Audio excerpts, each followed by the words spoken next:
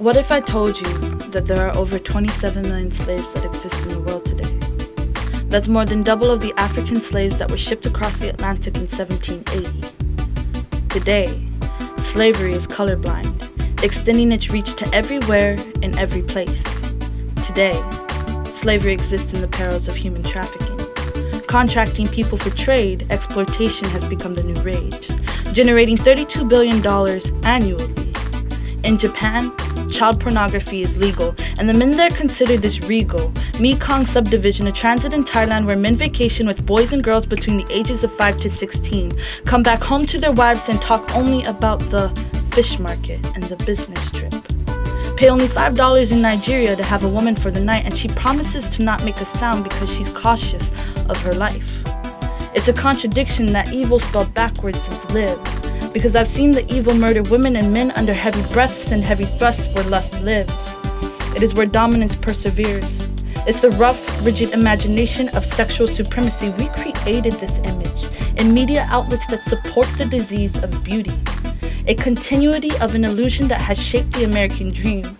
It costs less than $90 to purchase a child in most countries, which is the same amount of money we spend on a plate of food at an overpriced restaurant. Not for a night, but until she grows up.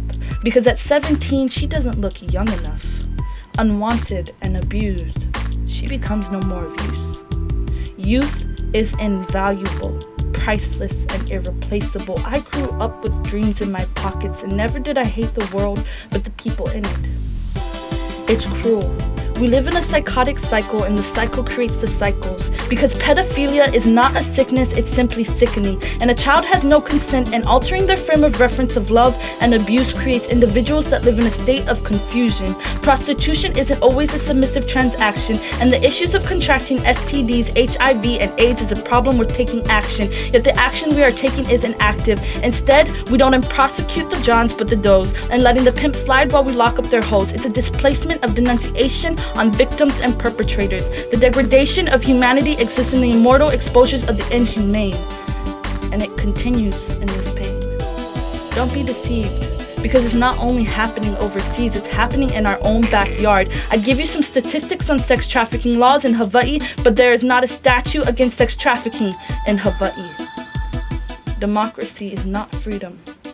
Freedom is to live, and to live is to survive.